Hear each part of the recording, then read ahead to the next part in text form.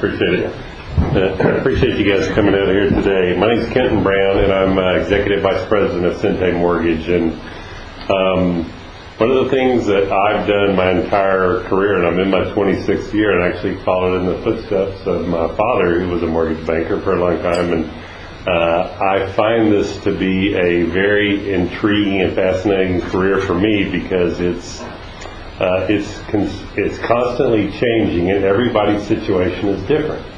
And the thing I like about that, it keeps it incredibly exciting for starters. In the last 24 months, and you guys see a lot on TV and read about that, but it's been absolutely fascinating, like all the mythology that exists by people watching television and think that something is real when it's not. One of the things that I kept hearing over and over again, because in the role of owner of Sente Mortgage, but also I still do loans, and my business partner Dominick was out at the front here with us, and we're in the throes of this every day. So I'm listening to people like tell me, like I don't have perfect credit, or I don't have 20% to put down. Can I get a loan? So it's almost like they're very vulnerable in that situation. Like, okay, let's start with education and knowledge, and then work with that, because people are on their own timelines and they work within those, and some are more comfortable than others based on certain things. So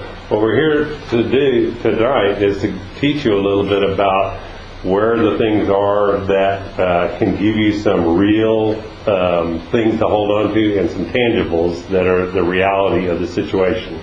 So an interesting thing is, since the mortgage industry has consolidated, and we had a lot of people that were in the subprime business and all that sort of thing, and the ones you read about in the paper are the people that aren't doing it right, or that didn't do it right, and they screwed people, or they got with somebody at their church or something like that, and then they ended up, there was an article in the Wall Street Journal 2 days ago about how this lady took advantage of people through her church. And I find that horrific when I think about that, but realize this is a very small segment of the marketplace, and the reality is that most people that do loans out there are good quality people, and they do really care about their customers because they can help them in the long term. So when we talk about the perfect opportunity here, and this is the other thing on TV, rates are at 4%. Has anybody heard that? Everybody heard that on TV? Okay. Yeah, 3.99. Yeah, so I heard a thing, it was like Good Morning America, Dominick played it for me. It was like right when they were like, you go into your bank and you demand you want 4%, you're entitled to it. And I was like,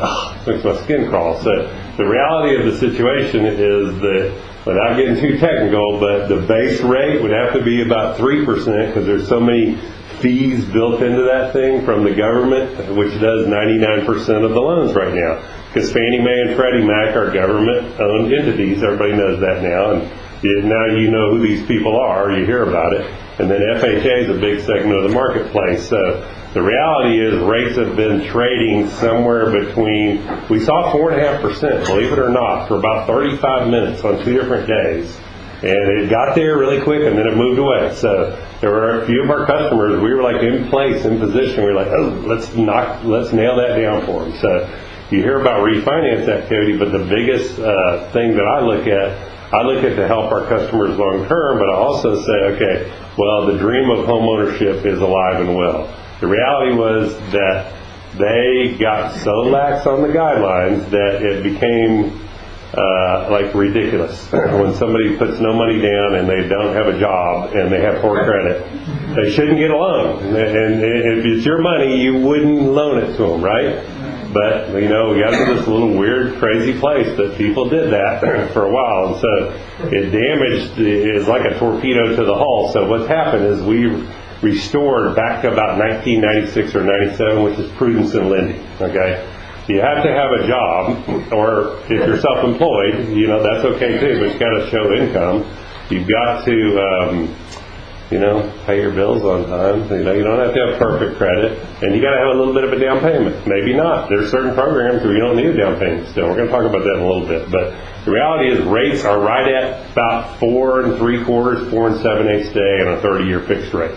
Now, that could change tomorrow, and they could be at 4 5/8, or they could be at 5 1/4, because the mortgage market is so compressed right now that we're seeing big swings of 1/8, 3/8% in any given day. So people always think that's the rate. Oh, yeah, no, it's not. Like, you go buy Dell stock, say, for example, and whatever the price of Dell stock is, I don't know, today, let's say it's $9 a share, and you go, okay, I want that.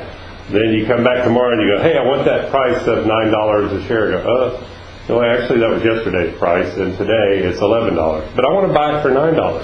It's like, no, you can't do that. That's not the way the world works. So mortgage-backed securities, without getting all technical, are traded the exact same way as stocks, based on supply and demand. So right now we have a really strong rental market, and that's because less and less people have been able to qualify that could before. So we're at a 95 to 97% occupancy rate.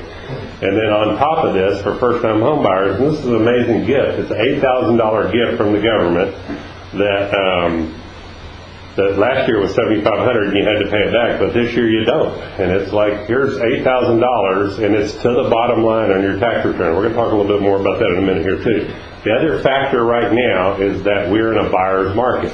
That means when people sitting on the sidelines or they're scared, there's a lot of sellers that need to sell their property, and what happens is that they are willing to bargain, especially if they're in a situation where they're trying to do their move up or that sort of thing, and they got to sell their house or they move to a different city. People are willing to really bargain right now, and these things don't last long. It looks like a smiley face kind of, and then you could draw a line across it. So people always want to be at the bottom of that curve, but it's absolutely impossible to time the very bottom of that curve. So what the idea is, and today it came out that the housing starts, new construction, are the lowest rate of new construction since the 40s. This is predates you, so like way back in the day.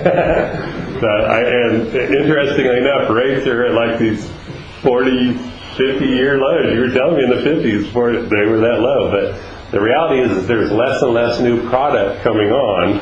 And so then what's going to happen when it does turn, and we hear all this thing about inflation, and who knows how much of that's going to happen because they're printing the money outrageously or whatever. But the reality is that there is a limited supply, and in fundamental economics, when you have a limited supply, what happens is the price of things go up. So it's absolutely impossible, I would tell you, to time the market, but we're in the best place you don't want to be selling real estate probably today, maybe if you got some good equity or good gains, you want to take your capital gains out, but you probably want to be buying it, okay?